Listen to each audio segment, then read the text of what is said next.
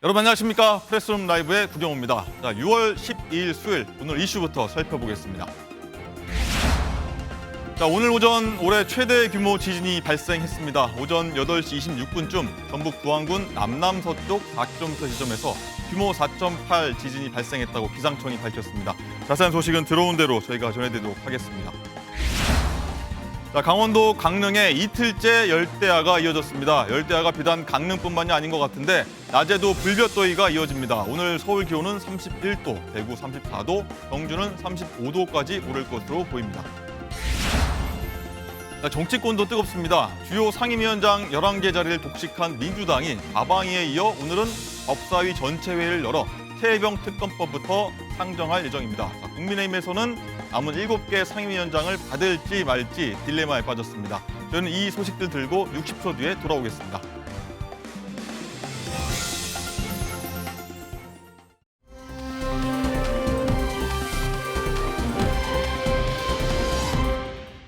네, 저희는 유튜브 채팅장에서 토론하시면요. 시청원 재미가 2배, 3배죠. 많은 참여 바라겠습니다.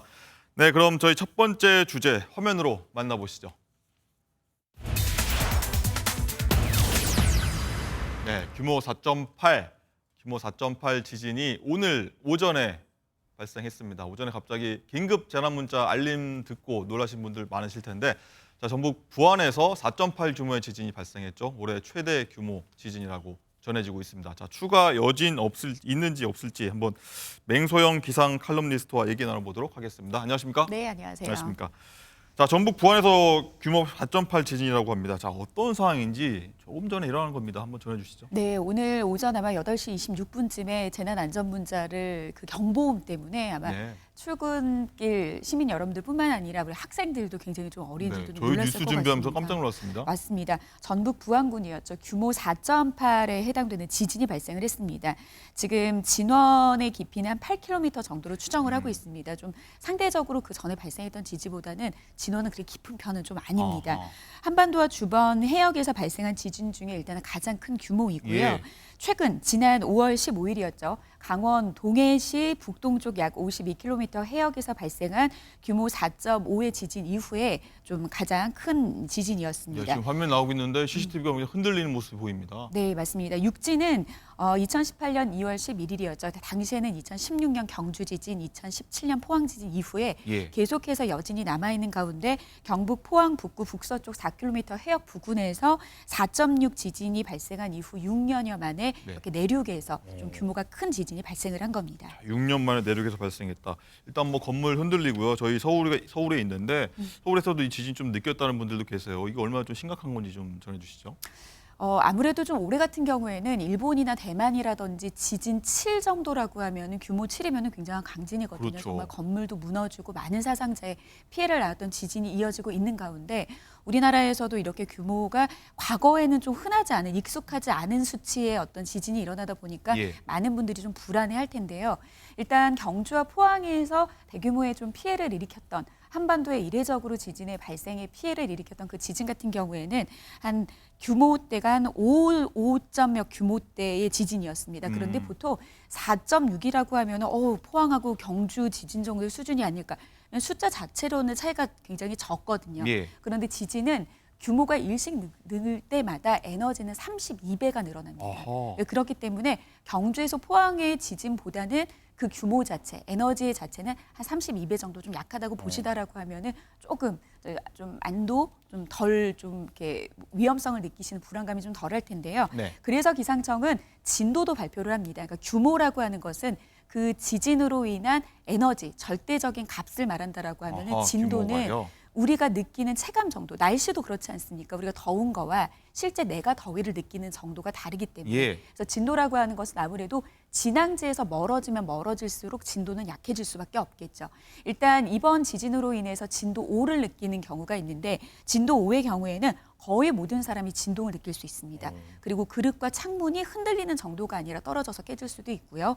그리고 좀 불안정하게 세워져 있는 물체 등도 떨어질 수 있기 때문에 아마 전북 지역을 중심으로 진도 5 정도의 규모의 이번에 에너지가 느껴졌기 때문에 그래서 전북 지역 사람들은 좀 이 정도의 이제 에너지를 좀 느끼셨을 거고요. 상당히 놀라셨을 것 같아요. 그리고 전남 지역도 진도 4의 그런 이제 움직임을 느끼셨는데 진도 4는 실내 많은 사람이 대부분의 진동을 좀 느끼고요. 그리고 그릇과 창문이 어느 정도 흔들리는 정도입니다. 그리고 영남 지역과 대전, 그러니까 충청도 그리고 수도권 일부 지역에서도 유감 지진을 느꼈다라고 신고 접수가 일부 됐었는데요. 이분들은 진도 3을 느끼신 겁니다. 진도 3의 경우에는 실내 중에서도 보통 이제 지진이 일어났을 때 저층보다는 고층에 위치한 분들이 더 많이 느끼게 되거든요. 그래서 고층에 위치하신 분들이 흔들림을 좀 느끼는 정도, 혹은 정차한 차량도 약간 흔들릴 정도의 진도를 좀 느끼신 겁니다. 네, 그렇군요. 저희 취재 기자가 현재 현장에서 취재 중이니까 취재 내용 전해드린 대로 저희가 자세하게 전해드리겠고요. 자, 일단 그리고 지진 원인 지금 기상청하고 전문가들은 어떻게 분석하고 있습니까? 나왔습니까? 계속해서 아마 분석을 하고 있기 때문에 기상청에서도 지금은 지진의 상황에 대한 보도자료만 발표를 하고 있고 예. 뚜렷하게 어떤 원인으로 인해서 지진이 일어났다라고 발표하는 데는 좀 시간이 걸릴 겁니다. 그리고 가장 큰 그 이유는 우리나라의 지진 관측의 역사가 그렇게 길지가 않습니다. 1978년, 그러니까 어떻게 보면은 지진으로 인한 수많은 데이터들이 일본보다 굉장히 약하다라고 하는 것은 그만큼의 우리나라 내부적인 지진을 연구하는 그런 연구 자료도 굉장히 부족한데 2011년에 일본에서 동일본 대지진이 일어난 이후에 우리나라의 지각 변동에 굉장히 큰 영향을 미쳤습니다. 그렇군요. 네, 동일본의 그 지진으로 인해서 그 내부적으로 쌓여있던 그 에너지로 인해서 단층의 변화가 일어났습니다. 그래서 동쪽으로는 5cm, 서쪽으로는 2cm 늘어났다고 하는 예. 거는 실질적으로 우리나라의 그 지각이 한 3cm 정도 늘어난 건데 이로 인해서 포항과 경주의 지진이 유발됐다라고 하는 가능성을 굉장히 높게 보고 있고요.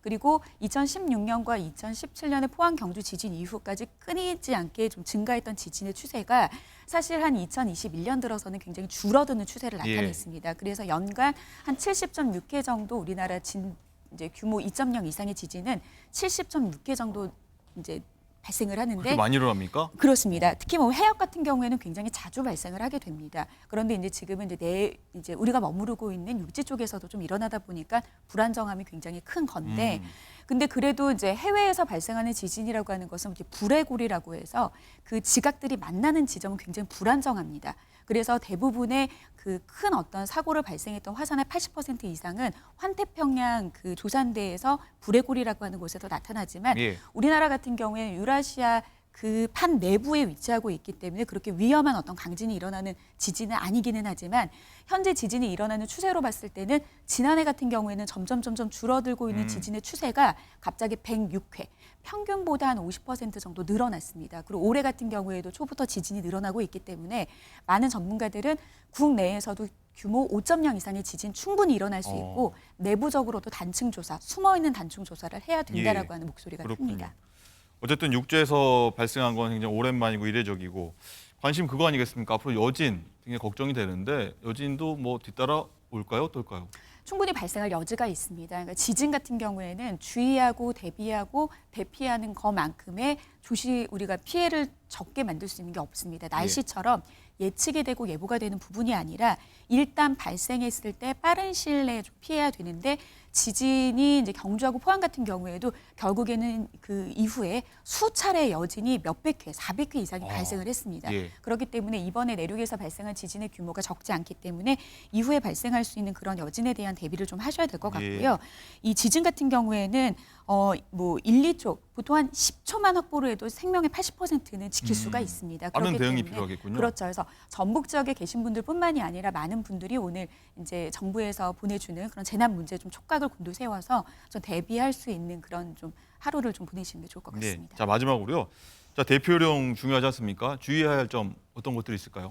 일단 좀 아마 어렸을 때 학교 다닐 때 많이 좀 교육을 했을 텐데 우리 신체 중에서 가장 보호를 해야 될 부분이 결국에 머리입니다. 네. 그래서 아주 일상적인 이제 상식적인 이야기는 하지만 주변에 뭐 방석이라든지 아니면 가방이라든지 좀 푹신푹신하게 머리를 보호할 수 있는 물건들이 있다라고 하면 일단 머리를 보호하고 그리고 지금 화면에서 나가는 것처럼 탁상 밑에 몸을 숨겨가지고 지진으로 흔들리는 시간 한 1, 2분 정도밖에 되지 않습니다. 네. 그래서 그 짧은 시간 안에 몸을 보호하고 나서 출구가 어디 있는지를 확보를 하고 빠른 시간에 밖으로 대피하시는 게 좋겠고요. 2차적인 피해를 막기 위해서 가스불이나 전기불을 차단해서 이후에 발생하는 화재가 발생하지 않도록 좀 대비를 하셔야 될 것 같고, 지금 전국에 계신 분들 같은 경우에는 내가 있는 곳에도 지진이 발생을 한다면 나는 어느 곳에 대피할 건지 어떤 경로로 대피할 건지를 좀 지금 머릿속으로 좀 미리 좀 생각을 해두시는 그렇군요. 것도 안전한 사항이 될 수 있겠습니다. 알겠습니다. 자, 전북 지역 시민 여러분들 주의 깊게 들으셨길 바라겠습니다. 자, 지금까지 맹소영 기상 칼럼니스트였습니다. 오늘 말씀 감사합니다.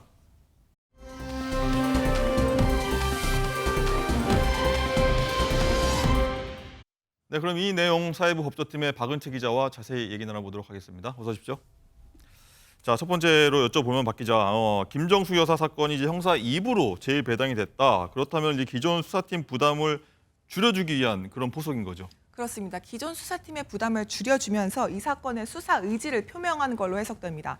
이 형사 1부는 반부패부만큼이나 중앙지검의 핵심 부서로 꼽히거든요. 예. 이 진행 중인 주요 사건만 해도 김건희 여사 명품 가방 수수 의혹 사건, 이준석 의원에 대한 성상납 무고 의혹 사건, 김명수 대법원장의 거짓 국회 보고 의혹 사건 등 처분 내리기도 복잡하고 난감한 사건들입니다. 이 비교적 주목받지 않았던 김정숙 여사 사건은 자연스럽게 뒤로 밀렸을 텐데 다른 부서의 수사를 맡겨 진행시키겠다는 계획으로 보입니다. 네, 그렇군요. 어쨌든 이 건에 대해서 김정숙 여사는 물론 문재인 전 대통령도 굉장히 화가 나 있다 이런 소식이 좀 들어와 있는데, 어쨌든 김 여사가 이제 고소하겠다는 의지를 밝혔는데 이 고소 어디까지 진행이 됐나요? 네, 우선 김정숙 여사는 윤건영 의원을 통해 법적 대응 의지를 밝혀왔습니다. 김정숙 여사께서 직접 고소를 할 계획으로 있고요. 법적 검토를 하고 있습니다. 경고성 메시지는 아닙니다. 윤 의원은 현재 변호사를 통해서 위법한 행위들을 파악하고 있다며 끝까지 조치를 취해야 된다고 생각한다고 말했습니다. 순방 자료를 공개하며 의혹에 불을 지핀 국민의힘 배현진 의원, 박수영 의원 등이 법적 대응의 대상으로 꼽히고 있습니다. 그렇군요. 자, 검찰이 어쨌든 이게 김정숙 여사 수사를 제대로 하겠다는 의지로 보이는 한편, 다르게 보면 김건희 여사 수사도 제대로 하겠다, 뭐 이렇게 뜻으로 좀 비춰지긴 하는데 맞나요? 그렇습니다. 형사 일부의 부담을 줄여주면서 기존에 하고 있던 사건에 더 집중할 여력을 만들어준 겁니다. 형사 일부의 김건희 여사 명품 가방 수수 의혹 전담 수사팀까지 꾸려졌지 않습니까? 네. 일각에서는 한 부에서 김정숙 여사 사건과 김건희 여사 사건을 동시에 처분할 경우 괜한 정치적 해석이 있을 수 있어 다른 부서로 넘겼다는 해석도 나옵니다. 자, 그렇군요. 어제 보니까 이원석 검찰총장은 뭐 증거대로 법리대로 수사하면 대통령실과 갈등이 없을 것이다 이렇게 얘기를 한 걸 좀 봤는데, 자, 이게 원론적인 얘기입니까? 뭐 속내가 뭐라고 해야 됩니까? 어떻게 해석해야 될까요? 일단 원론적으로 들리는데 대통령실을 의식하지 않고 있다고 말하기는 어렵습니다. 자신의 참모진을 물갈이한 지난 검사장 인사 이후 이 총장은 출근길에서 5초, 7초 침묵으로 우회적 불편함을 표시한 바 있죠. 그렇죠. 인사와 관련한 대통령실, 법무부가 이견을 보였던 건데 왜 인사를 놓고 의견이 달라나 생각을 해보면 수사를 바라보는 시각 차이도 추론이 됩니다. 처분 결과는 결과적으로 같을지라도 김 여사를 소환할 것이냐 말 것이냐 등 절차적인 문제에 대한 의견 차이가 있을 수 있다는 거죠. 네. 이런 상황을 의식하고 우리는 원칙대로 수사를 진행할 것이다, 하고 있다라고 전한 네. 것이 아닐까 생각을 해봅니다. 그렇군요. 일단 보면은 그리고 권익위에서는 이 김 여사 사건을 위반 사항 없음 이렇게 해서 종결시키지 않지 않습니까? 그럼 김 여사를 소환할 수 있는 겁니까? 일단 검찰은 검찰대로 수사를 진행시키겠다는 입장입니다. 검찰은 검찰 차원에서 수사 일정을 차질 없이 진행할 것입니다. 권익위가 이같이 판단한 근거가 된 청탁금지법상 공직자의 배우자에 대한 처벌 규정이 없다는 사실은 검찰 수사 결과에도 마찬가지의 전망을 제시하고 네. 있습니다. 이 한 차장검사 출신 변호사에게 물어보니 예. 청탁금지법 제9조에 따라 배우자가 수수 금지 물품을 받으면 공직자가 소속 기관장에게 신고를 해야 하지만 배우자에 대한 처벌 규정은 없다고 짚었습니다. 한편 권익위 전원위원회에서 윤 대통령의 청탁금지법 위반 사항을 수사기관에 송부해야 한다는 의견이 7표가 나와서 종결하자는 의견과 단 1표 차이였거든요. 그래서 검찰 수사도 더 지켜봐야 할 것 같습니다. 그렇군요. 자, 그리고 일단 권익위에서 검토한 거 이상으로 이 수사팀에서 좀 따져볼 내용이 더 있습니까? 네, 권익위에서 아직 밝히지 않은 사실들이 있습니다. 윤 대통령이 김 여사의 가방 수수 사실을 알았는지 그리고 직무 관련성이 있는지 여부입니다. 우선 가방을 건넨 최재형 목사가 언더커버 취재를 위해서 김 여사에게 가방을 줬다고 진술한 만큼 이 직무 관련성은 인정되기가 어렵지 않겠느냐 하는 시각이 있습니다. 다만 최 목사가 가방을 건넨 지 1년이 지나서 통일TV 송출 재개를 김 여사에게 청탁했었는데 명품 가방을 이 청탁의 대가로 볼지가 관건입니다. 한 검사장 출신 변호사는 역시 배우자 처벌은 어렵다면서도 물품이 건너간 시기와 청탁이 이루어진 시점 간 시간 간격이 있는 건 큰 문제가 아니다. 선물을 받은 지 5년이 넘어서 청탁을 받은 공무원을 여럿 기소했었다고 전했습니다. 그렇군요. 네. 자, 그리고 다른 얘기인데 이 명품 가방 수수 의혹 받는 김건희 여사가 어제 순방길에 오를 때 보니까 이 에코백이라고 하죠. 이걸 맸는데 그걸 두고 좀 여러 해석이 나오고 있더라고요. 네, 김 여사가 정장 차림으로 에코백을 맸었거든요. 정장에 어울리는 가방을 떠올렸을 때 에코백보다는 조금 더 각이진 가죽 가방이 생각이 나죠. 물론 저도 출근길에 정장 차림으로 천으로 된 가방을 맨 직장인들을 종종 봅니다만 네. 일각에서는 300만 원 상당의 가방을 받아놓고 논란이 되니까 혹시 보여주기식으로 안 어울리는 좀 저렴한 아이템을 들고 온 것 아니냐는 이야기를 하고 있습니다. 다만 알겠습니다. 에코백을 살펴보면 바이바이 플라스틱이라고 쓰여 있는데 네. 이제 지난해 6월 플라스틱 사용을 줄이기 위해 시작된 캠페인이니까 김 여사가 출범 행사에도 참여를 했었거든요. 그래서 개연성이 있는 것 아니냐라는 얘기도 있습니다. 그런 또 뜻이 있군요. 알겠습니다. 자, 여기까지 듣겠습니다. 박은채 기자 잘 들었습니다.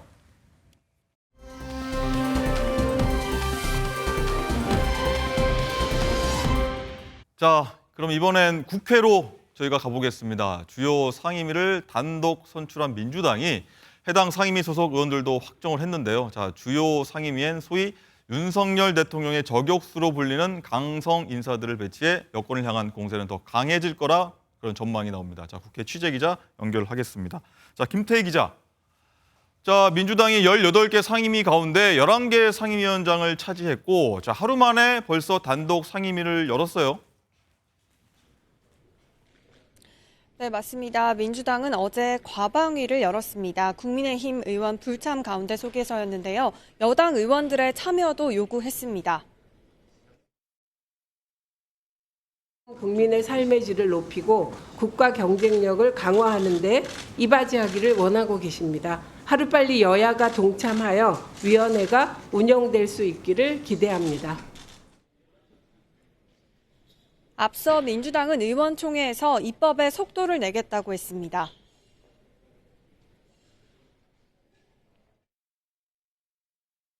관례나 합의, 협의를 빙자해서 국회의 역할을 사실상 못하게 하는, 국회의 기능을 마비시키는 일은 있어서는 안 됩니다.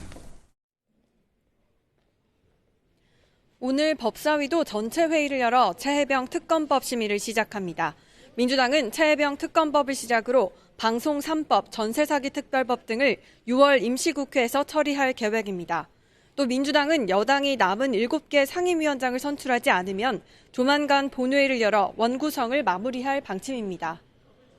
네, 그렇다면 고민이 많은 국민의힘은 나머지 7개 상임위원장을 받을지 말지. 자, 오늘 분위기 어떤가요?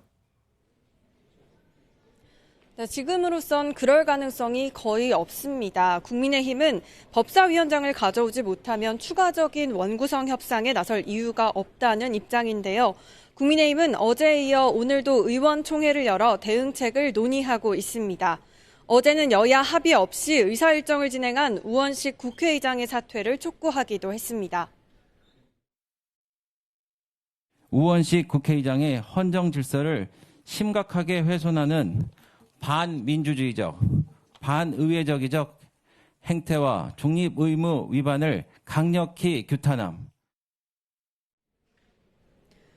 의원총회에선 민주당의 독주를 알리기 위해 장외투쟁을 해야 한다는 의견과 장 차관의 상임위 불출석 제안이 나오기도 했습니다. 국민의힘은 민주당이 일방적으로 선출한 상임위원장을 인정할 수 없고 의사일정에도 동참할 수 없다고 밝혔습니다. 여의도 대통령 이재명 방탄에만 정신이 팔려 눈앞에 낭떠러지를 보지 못하는 민주당의 처지에 안타까움을 넘어 분노가 치밀어 오릅니다. 국민의힘은 상임위에 불참하는 대신 에너지특위, 재난안전특위 등 15개 특별위원회를 가동해 민생 현안을 챙긴다는 방침입니다. 지금까지 국회 로텐더홀에서 MBN 뉴스 김태희입니다.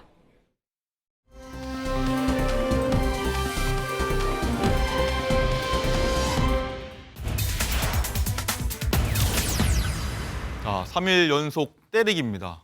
누가 뭘 3일 연속 때렸냐? 자, 장가 기자, 한동훈 전 비대위원장이 SNS를 통해서 이재명 전 대표를 3일 연속 겨냥해서 비판을 이어갔는데 자, 이걸 두고 많은 해석이 나옵니다. 맞습니다. 이 여권에서는 한 전 위원장이 SNS에 헌법 84조를 언급한 게 이 핵심 전략적 포석이다라는 내용이 나오고 있습니다. 한 전 위원장은 이화영 전 부지사가 불법 대북 송금 혐의로 중형을 선고받자 다음 날인 8일 이 헌법 84조는 민주당이 이 재판을 지연시켜서 형사 피고인을 대통령 만들려는 상황에서 국가적 이슈가 될 것이다 이렇게 운을 띄웠었는데요. 이 헌법 84조는 대통령이 내란 또는 외환죄를 범한 경우를 제외하고는 재직 중에 형사상 소출을 받지 아니한다고 규정하고 있습니다. 재직 중에 저지른 범죄에 대해서는 해석이 명확하지만 재직 전에 수사나 재판이 시작된 범죄에 대해서는 학계에서도 해석이 현재 엇갈리는 상황이거든요. 그런데 현재 조각조각 사흘간 공세 수위를 높이면서 이 피고인 이재명이 불러올 사법 리스크를 부각한 한 전 위원장의 행보, 여기에 대해서 여러 분석이 나옵니다. 네. 잠재적인 대권 경쟁자인 이재명 대표를 향한 견제다. 아니면 어쨌든 전당대회를 두고 몸풀기이다. 아니면 또 선거운동이다. 이런 다양한 해석들이 나오고 있습니다. 그렇군요. 자, 김병민 측께 한번 먼저 여쭤보겠습니다. 일단 일각에서는요, 이 한 전 위원장이 이 SNS 내용을 두고 뭐 전당대회 당대표 출마를 사실상 확정한 거다라는 얘기까지 나오고요. 일부는 뭐 선거운동한 거라고 보면 됩니다. 이렇게 얘기하는데 자, 이 부분은 동의하십니까? 전당대회 출마 가능성은 매우 높다고 보고요. 매우 높다. 그리고 전당대회의 당권 주자뿐 아니라 한동훈 전 위원장의 위치는 또 대권 주자로서의 위치도 있지 않습니까?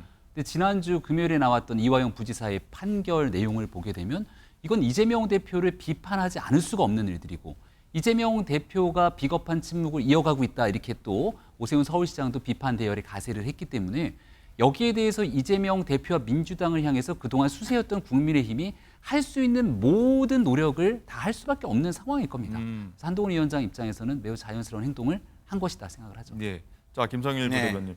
자, 많은 뭐 해석이 있습니다. 이 한 가지 얘기를 두고서 당권이니 뭐 대권 경쟁이니 뭐 많은 뭐 대통령과 좀 거리 좁히기니 많은 얘기가 나오는데 뭐 그런 다양한 복합적인 어떤 해석을 두고 쓴 것이다라고 보면 될까요? 일단은 본인의 정치적 미래를 위해서 좋은 입지를 구축하기 위해서 쓴 것이다 이런 생각이 들어요. 근데 이제 제가 한동훈 비대위원장이 참 안타까운 게 뭐냐면 제가 지난 총선 때도 공천 과정에서는 되게 잘했잖아요. 그래서 저는 전투에 이기고 있다. 그러나 전쟁에 질 수 있다. 이 얘기를 한 거예요. 말씀 많이 하셨죠? 네, 많이 했죠. 그 이유가 뭐죠? 그 이유는 뭐냐? 지금 국민들의 삶과 민생의 가장 큰 문제는 이재명이 아니에요. 국민의 삶과 민생의 가장 큰 문제는 현 정권입니다. 근데 정권에 대해서는 좀 전에 우리 김병민 최고위원님께서 비겁한 침묵이라고 얘기했는데 한마디도 안 해요. 근데 자기의 어떤 정적이라고 할 수 있는 사람에게는 이렇게 얘기를 하면서 자기의 당내 입지를 키워요. 그러면 당내의 선거라든가 당내의 입지에서는 승리할 수 있어요. 전투에는 승리하겠죠. 근데 한동훈 전 비대위원장의 목적이 당내의 당권을 잡는 게 목적일까요? 아니잖아요. 정치적인 승리를 원하는 거 아니겠습니까? 대권에서. 근데 중도층이 볼 때는 굉장히 좀 전에 쓰신 표현 그대로 제가 인용을 하면 비겁한 침묵을 하고 있는 거죠. 국가권익위가 김건희 여사에 대해서 내린 결정 이런 거 한마디도 안 해요. 그리고 본인의 정치적인 당내 입지만을 강화하는 얘기에만 선택적으로 이야기를 합니다. 이게 과연 한동훈 비대위원장이 전쟁에서 이길 수 있는 전략일까요? 저는 좀 우려스럽다는 생각이 듭니다. 예, 어쨌든 이 한동훈 위원장의 당권 도전 선언까지가 굉장히 궁금한 내용이고 뭐 선택적으로 지금 발언을 하고 있다는 말씀을 하셨었는데 김병민 최고위원 하나 더 여쭤볼게요. 일단은 한 전 위원장 측 인사가요 이런 얘기했습니다. 출마를 전제로 움직이고 있다. 이렇게 파악하고 계십니까? 이런 얘기 어떻습니까? 이제 시간이 얼마 남지가 않았습니다. 전당대회가 7월 말에 이 파리 올림픽 전에 치러지게 되기 때문에 7월 25일인가요? 7월 23일, 25일 아마 그 언저리일 겁니다. 그 실질적인 전당대회 캠페인이 진행되는 게 꼭 한 달 정도의 시간이 소요되거든요. 이제 다음 주면은 후보자 등록 공고 등이 나오게 될 테니까 아마 금주 주말에서 다음 주 정도가 되면 한동훈 위원장 스스로가 이 전당대회에 출마하게 된다면 어떤 명분과 의지를 갖고 출마하게 될 것인지 그 내용들을 아마 얘기하게 될 것이고 조금 전에 김상일 평론가께서 이제 한동훈 위원장 또 국민의힘이 선택적으로 비겁한 침묵 얘기를 하셨습니다만 이재명 대표는 본인의 문제입니다. 이재명 대표를 두고 오세훈 서울시장 등이 비겁한 침묵이라고 얘기했던 건 이화영 부지사의 재판 결과는 결국은 이재명 대표와 같이 맞물려 있는 것이고 그 당시 인사권자가 이재명 대표였던 겁니다. 경기지사. 그리고 김성태 회장과의 통화 내용에서 처음에는 쌍방울과의 인연은 네이 하나 사입은 것밖에 없다고 얘기했지만 본인이 처음에 검찰의 신작 소설이라고 얘기를 했거든요. 그럼 이러한 일들에 대한 이화영 부지사의 1심 선고에 몰랐을 일이 없다는 사실에 많은 내용들이 가르치고 있다면 이재명 대표 본인 일이니까 얘기를 해야 되는 거잖아요. 한동훈 위원장이든 다른 정치인들이든 본인의 일이면 여기에 대해서 침묵하지 않고 얘기를 했겠죠. 이 일에 대한 내용들을 윤석열 정부랑 같이 맞대서 비교하게 되는 건 전 적절치 않다고 봅니다. 네, 잠깐 새는 얘기로 김상일 대표님, 이재명 대표가 왜 침묵한지 한번 말씀해 주시죠. 저는 좀 시각을 좀 달리하는 게 지금 말씀대로 상황 자체가 달라요. 자기 문제냐 아니냐 그리고 같은 것도 있어요. 같은 건 뭐냐면 공적인 문제냐 아니냐예요. 모든 게 공적인 문제입니다. 국민은 공적인 문제에 대해서는 발언을 해야죠. 책임 있는 발언을. 그렇기 때문에 두 분 다 비겁하다고 볼 수는 있습니다만 이재명 대표의 상황은 오히려 자기의 문제이고 특수한 상황이다라는 부분을 저는 좀 말씀드리고 싶은 게 재판 중이잖아요. 재판 중에 거기에 이해를 다투는 유무죄를 다투는 사람이 자기의 어떤 방어를 위해서 방어권을 위해서 전략적인 침묵을 할 수도 있고 발언을 할 수도 있고 그거는 너무 당연한 거예요. 재판에 악영향을 끼칠 수 그렇죠. 있으니. 예. 그렇기 때문에 만약에 그러면 한동훈 비대위원장이 재판 중이라면은 자기 문제에 대해서 발언을 했을까요? 저는 뭐 자기 유리한 발언은 했겠지만 그렇지 않은 상황에서는 침묵했을 거라고 저는 보기 때문에 뭐 하시는 말씀이 공인이라면 다 선택적으로 하고 비겁한 침묵을 해서는 안 된다는 동의하지만 이재명 대표만을 지금 자기 문제니까 비겁한 침묵이라고 얘기하는 거는 좀 다른 시각도 있을 수 있다라는 말씀을 드립니다. 알겠습니다.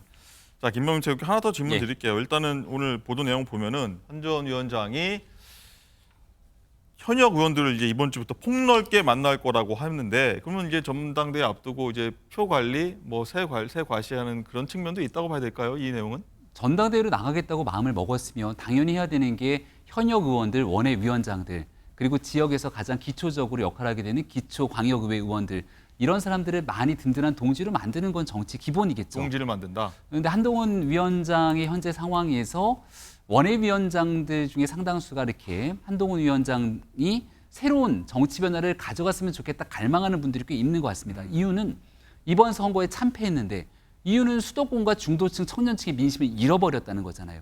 여기에 대한 새로운 변화를 가져올 수 있지 않겠냐는 게 선거에 낙선됐던 사람들의 일부 목소리인 것 같고 반면에 원내로 들어가게 되면 이런 어려웠던 상황에도 불구하고 국회에 진입하신 분들입니다. 그러면 한동훈 위원장의 새로운 변화 기치에 선뜻 동의하지 못하는 사람들이 많이 있을 거거든요. 그래서 원내에 있는 사람들을 얼만큼 아군으로 또 같은 편으로 확보해낼 수 있는지 여부에 따라서 당대표가 되는 길은 그렇게 어렵지 않은 것 같거든요. 문제는 당대표가 되고 나서 이 원내를 끌어당기고 얼만큼 일사불란하게 움직이냐의 리더십의 핵심인데 그 이유를 보게 된다면 원내 생각이 다른 원내 의원들을 든든하게 확보하는 게 한동훈 위원장에게는 제일 중요한 과제일 겁니다. 그런데 본인이 비대위원 체제 하에서 어쨌든 공천이 이루어져서 당선된 분들 아니겠습니까? 원내에서는. 그럼 많이 좀 지지층이 있다고 봐야 되지 않나요? 원래 선거에서 당선된 사람들은 다 내가 잘나서 당선됐다고 생각을 하지 다른 사람의 도움들을 그렇게 고민할까 싶은데요. 한동훈 위원장이 비대위원장으로 오게 됐더니 급박하게 왔습니다. 어느 정도가 다 정리조정된 상태에서 왔기 때문에 한동훈 위원장이 체계적으로 이 사람 저 사람을 내 사람으로 아군 확보한 다음에 선거를 치렀다고 보기는 어렵고 그러니까 원내에 진입한 사람 중에 한동훈 위원장이 최측근이다 이렇게 볼 수 있는 사람이 결국 장동혁 의원 등 소수에 꼽히는 거 아니겠습니까? 신한계 의원 알겠습니다. 어쨌든 이 출마를 전제로 뭐 지도 체제가 관건이다라고 하는 게 한동훈 의원 측 인사들이 좀 흘러나오는 얘기인데 장가 기자 일단은 오늘 전대를과 지도 체제 개편안 발표를 어제 하려고 했는데 오늘로 좀 늦췄지 않습니까? 지금 현재 정리가 어떻게 돼가고 있는 겁니까? 조금 전에요. 이 당원당규 개정특위가 발표를 했습니다. 뭐라고 발표를 했냐면 이 당대표 선출과 관련해서 현재 당심 100%를 뭐 당원 7 일반 3으로 할 것이냐, 당원 8 일반 2로 할 것이냐 계속 특위에서도 의견이 분분했다고 합니다. 그래서 이 모두를 이 두 안을 모두 비대위에 올리는 것으로 결정을 했습니다. 사실 이게 특위에서 결정이 날 줄 알았는데 예. 특위에서는 이 짧게 활동하는 특위가 이를 결정하기보다는 새 지도부에서 좀 심도 있게 논의를 해서 결정을 하는 것이 좀 타당하다는 다수 의견에 따라서 개정안을 특위에서 내지는 않았다고 했고요. 네. 또 하나 이 당권과 대권 분리와 관련해서도 이 선출직 당직자가 이 대통령 후보 경선에 출마할 경우 1년 6개월 전에 당직에서 사퇴해야 한다는 규정 그대로 유지하기로 결정했습니다. 그대로 유지하기로 했다. 민주당은 그 부분을 개정했는데 국민의힘은 일단 그대로 가는군요. 알겠습니다. 김상일 대변인, 네. 일단은 그리고요. 황우여 비대위원장이 이제 승계형 지도체제 꺼내들고 나섰는데 이 네. 부분을 어떻게 보면은 관철하지 못했다는 시각이 있는데 이게 이유가 뭘까요? 의미하는 바는 뭘까요? 아니 뭐 본인은 뭐 어떤 안정성이라는 어떤 측면을 중요하게 생각해서 연속성이라는 측면을 중요하게 생각해서 아이디어를 내신 건데 네. 그게 다른 의견도 많지 않겠습니까? 그러니까 다른 의견들이 더 압도적이었다 이렇게 보시면 될 것 같고 실제로 저도 개인적으로 이거는 좀 이렇게 적절하지 않아 보여요. 왜냐하면 사실은 당대표가 유고가 되잖아요. 그러면은 당대표를 지지한 세력들과 그 2등을 한 사람의 지지 세력은 다를 수가 있습니다. 네. 근데 전당대회에서요. 그렇죠. 그런데 만약에 그거를 승계해가지고 가면은 같은 어떤 힘을 가지고 당이 안정적이고 연속적으로 갈 수 있다라고 생각할 수 있을까요? 저는 좀 아니라고 보거든요. 정파가 바뀌는 거예요. 이 승계형 지도체제란 말이 왜 나왔을까요? 승계형 지도체제가 계실 것 지난번 같아요. 이제 이준석 그 대표가 물러나게 되면서 단일 지도체제니까 이거를 어떻게 뭐랄까 해산을 할 것이며 그리고 새롭게 비대위를 어떻게 꾸밀 것이며 이런 게 다 문제가 됐잖아요. 네. 다 문제가 됐으니까 그런 게 없이 그런 논란 없이 당이 좀 안정적으로 지도부가 그 다음 단계로 넘어갔으면 좋겠다. 이런 충정에서 나온 저는 아이디어라고 보는데 네. 그거보다 더 큰 정치적인 문제가 발생할 수 있다라고 저는 생각이 들어요. 아까 말씀드린 것처럼 지금 1등, 2등은 메이저리그에서 뽑고 네. 3, 4, 5등은 마이너리그에서 2부 리그에서 뽑는다고 한다면 1등, 2등은 정파가 다를 수밖에 없습니다. 지지 세력이. 그렇군요.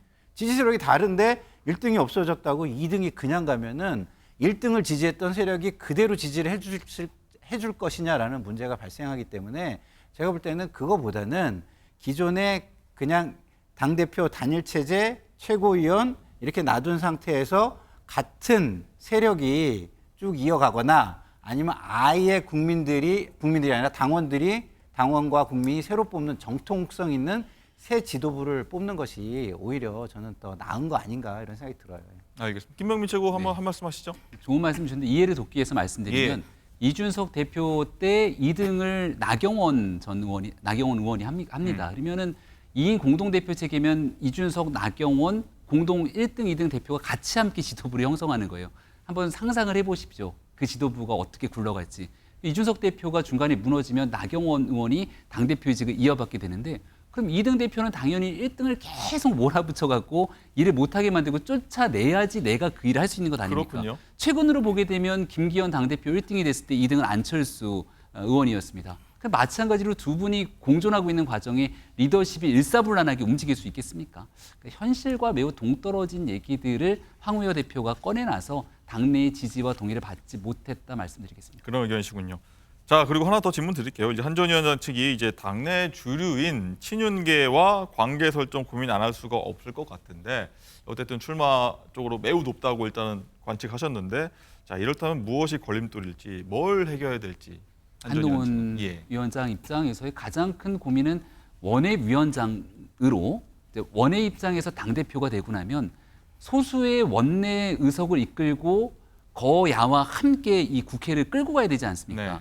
근데 원외에 있는 한계 때문에 108석의 원내를 일사불란하게 움직일 수 있을까에 대한 고민이 한 가지 있을 거고요.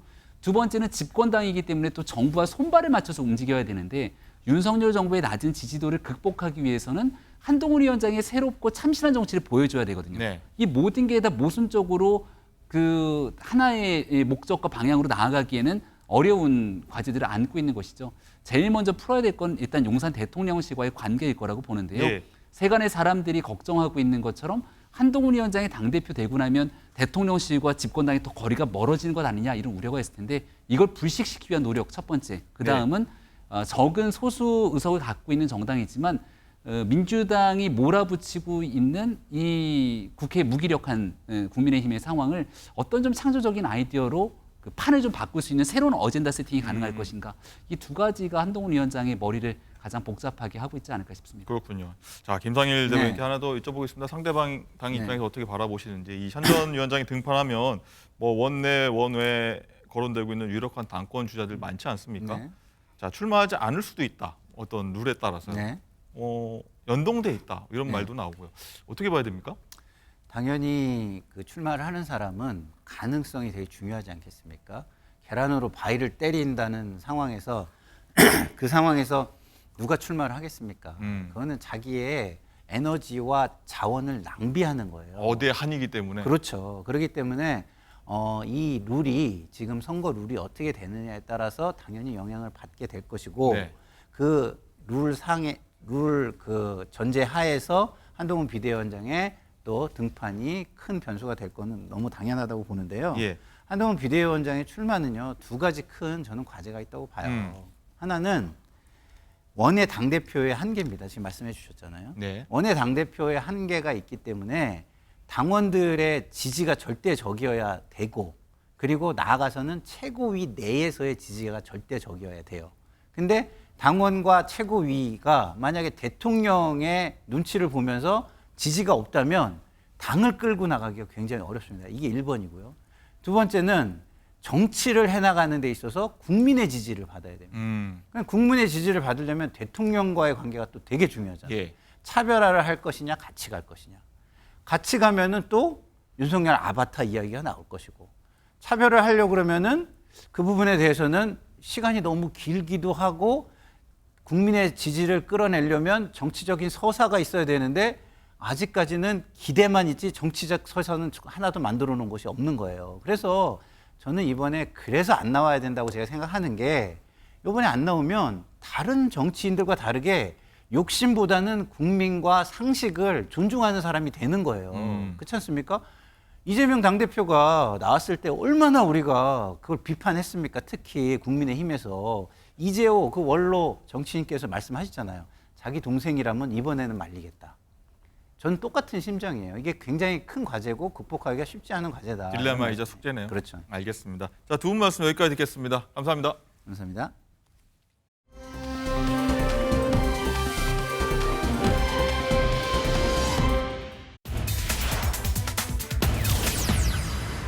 네, 박세리 아빠를 골프 선수 박세리 선수 관련된 얘기인데 아빠 얘기가 나왔습니다. 자, 좋은 소식이 아닙니다. 지난 2016년 은퇴하고 박세리 희망재단이라는 걸 박세리 씨가 만들었는데 이와 관련된 문제가 좀 불거진 거죠. 재단 설립 취지에 대해선 이렇게 밝힌 바 있는데 듣고 오시죠. 운동선수들이 좀 더 나은 환경 속에서 훈련할 수 있는 그러니까 교육을 받으면서 끝나자마자 바로 또 체계적이고 완벽한 프로그램을 짜여서 거기에 있는 코치진들과 맞춰서 능력을 향상시키고 그러면서 선수들이 자기의 꿈을 키워가고 그러니까 성공해서의 그런 지보다는 그냥 정말 존경받는 사람이었어요. 그냥 존경받는 사람으로 남았으면 존경받는 선배로 남았으면 그게 저한테 가장 큰 보람이 되겠죠.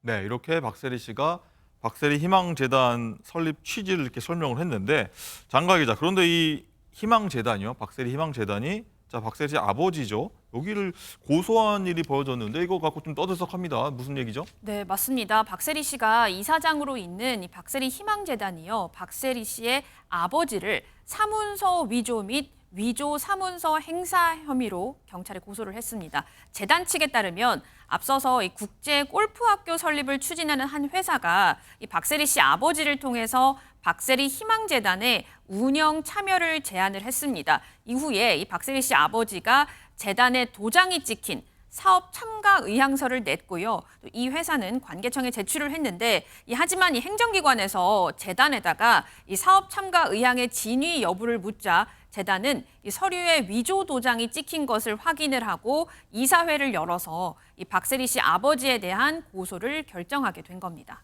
그렇군요. 자, 박세리 아버지하고 박세리 당시 선수, 예전 선수 얘기를 하면은 굉장히 성공 스토리, 성공 신화를 썼던 아버지와 딸로 되게 유명한데 원조 골프 대디라고도 하죠.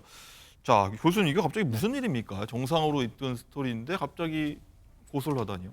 그러니까 뭐 나름대로 뭐 내부 갈등이 일단은 뭐 있는 것은 아닌가 추정도 됩니다만 예. 뭐 그 부분을 조금 더 지켜봐야 그 원인을 알 수 있을 것 같고요. 일단은 그 아버지에 대한 그 위상 자체가 박세리 선수에게는 정말 엄청난 거였죠. 그렇죠. 원조 골프 대디라고 지금 언급을 하신 바와 같이 사실상 초등학교 때는 뭐 육상에 관심이 있었지만 이 재질을 골프에 맞게끔 발견한 것이 바로 그 아버지였던 거죠. 네. 그리고 우리가 그 기억을 반추해 보면 그 1998년도에 그 USA 그 LPGA US 오픈 네, 거기에서 연못 그다음에 양말 투혼이라고 표현할까요? 예. 저도 그때 기억합니다. 그 연못 속에 그야말로 신발을 벗고 양말 벗고 들어갔는데 그 발목이 그 위에 밑에는 하얗고 위에는 새까만 그런데 그럼에도 불구하고 침착하게 결국은 성공적인 샷을 해서 예. 그 승리를 했던 그래서 그 당시에 우리가 IMF에 여러 가지 어려움이 있었는데 한국의 그야말로 전형적인 극복하는 그런 모습을 보여줘서 당시 지금 나가고 있는 화면은요 은퇴 무대에서 아버지와 박세리 씨가 이렇게 포옹하는 네. 장면입니다. 네, 이제 그런 것처럼 사실상 그 아버지하고 친밀한 그 관계였고 첫 코치였다. 뭐 이러한 입장이었던 것으로 기억을 하는데요. 어쨌든 지금 이렇게 고소가 일단은 뭐 이루어졌기 때문에 그 사연이 과연 이제 무엇인지 어쨌든 외관적으로는 조금 안타까운 외관이 아닌가 일단 뭐 그런 생각을 해봅니다. 네. 저 은퇴 장면이 제가 현장에 있어서 그 아버지하고 둘 다 봤기 때문에 제가 한번 말씀을 드렸는데 어쨌든요 임재희 변호사님 네. 박세리 씨 과거 인터뷰 내용까지 재조명되고 있습니다. 박세리 씨가 한 예능에 출연해서 엄청난 상을 모두 아버지 빚감냈었다.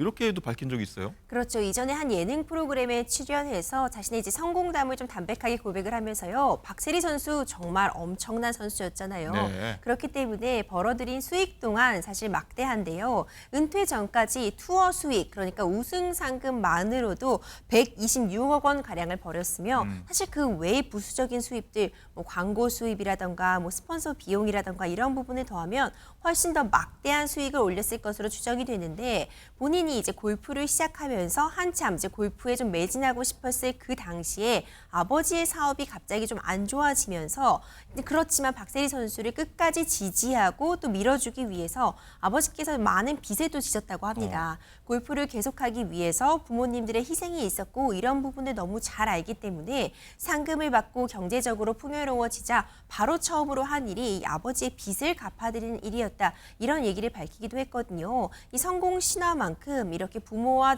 이 박세리 선수 간의 그런 끈끈한 유대 관계도 많은 주목을 받아왔었습니다. 예. 이 교수님 그런데 이런 스토리가 있는데 박세리 씨 부친은 왜 딸과 상의 없이 이런 일을 벌였을까 궁금한 대목입니다. 그러니까 지금 그 아버지 박세리 선수의 그 아버지 그 입장에서는 위조가 아니다 뭐 이런 입장을 표명을 하려고 하는 것 같습니다. 그리고 소명을 하겠다.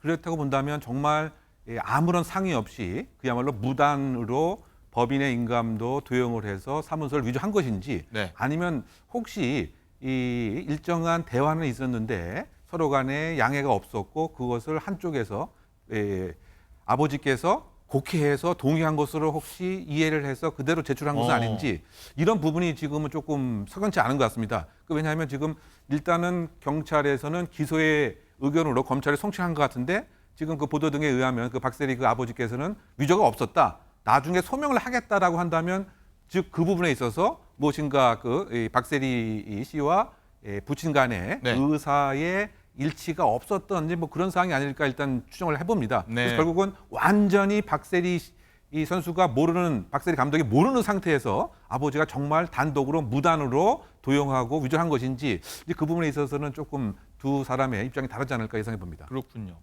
자 여기서 그럼 박세리 씨, 딸 박세리 씨는 어떤 생각 갖고 있는지 궁금한데 장갈 기자 직접 연락해봤다고요?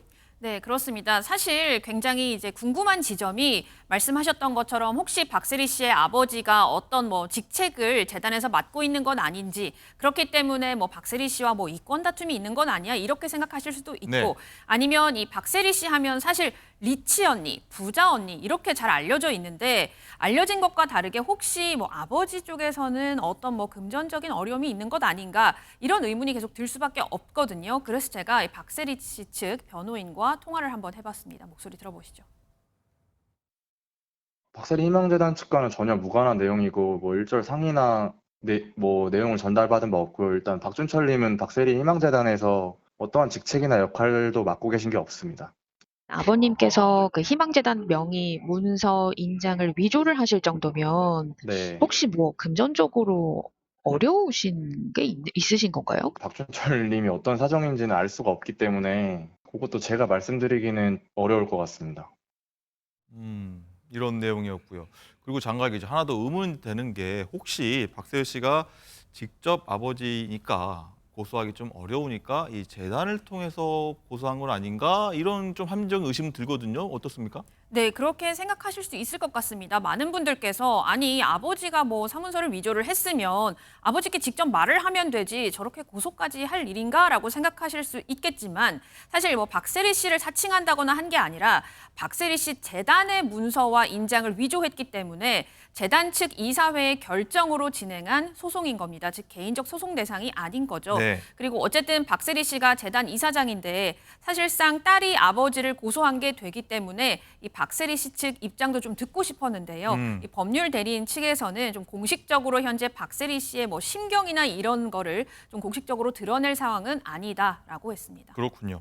자, 임주혜 변호사님, 네. 수사 상황도 한번 살펴볼 텐데 이 박세리 씨 부친의 사문서 위조가 결국 만약에 유죄로 판단된다면 뭐 어떤 정도 처벌이 예상되나요? 그렇습니다. 앞서 정리해 주신 것처럼 일단 이번 이 고소 진행거든요. 박세리 희망재단이 박세리 씨의 아버지를 상대로 희망재단 명의의 문서가 잘못해서 그러니까 위조되어서 행사되었다. 이 부분을 문제 삼고 있습니다. 위조 사문서 행사죄가 적용이 될 수 있을 텐데 기본적으로 법정형은 5년 이하의 징역으로 되어 있지만요. 어떤 양형 기준에 따르자면 참작할 요소가 있는지, 그래서 이렇게 위조된 문서를 사용해서 실제로 금전적인 이득을 본 사람이 있는지, 아니면 어떤 아무런 허락이 없이도 무단으로 도용한 것인지, 아니면 의사소통 과정에 있어서 오해가 있어서 네. 일부 허락을 받았다고 생각하고 사용한 것인지, 이런 부분에 따라서 차이가 있을 수 있기 때문에 처벌 수위는 뭐 1년 미만의 징역, 그래서 뭐 기소유예 처분을 받을 수도 있고 선고유예나 뭐 집행유예, 아직까지는 조사가 좀 진행 중인 상황이기 때문에 형량을 예측하기는 어렵지만 수사는 좀 더 진행될 필요는 있어 보입니다. 그렇군요. 자, 이 교수님, 이렇게 좀 공인들이고 막 국민적인 사랑을 받았던 스타 아니었겠습니까? 이 부녀 자체가 혹시 박세리 씨가 이게 아버지 좀 선처할 수 있는 가능성도 있지 않을까요?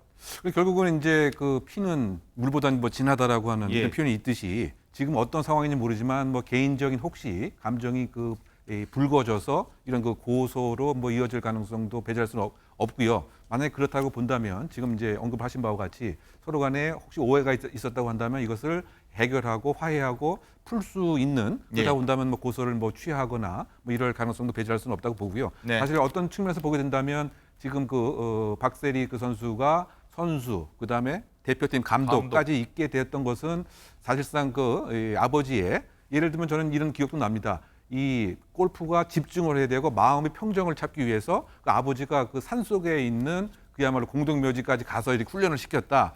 이제 뭐 그런 뭐 감정 등을 한번 작동하게 되면 한번 생각도 해봄직한데 또 어떤 측면에서는 지금 뭐 다른 여자 가수 또는 그 남자 그 개그맨이 모친과 형과 아버지 간의 갈등이 생겼던 원인도 보게 되면 처음에는 금전적 그 지원을 정상적으로 하다가 어느 순간부터는 혹시 금전적 지원을 너무 넘어서는 하나의 그 재산적 이익에 집착을 하는 뭐 그런 모습 때문에 사실 이렇게 틈이 더 벌어지고 한번 벌어지게 되면 봉합이 어려운 그런 길로 가지 않았으면 하는 개인적인 바람입니다.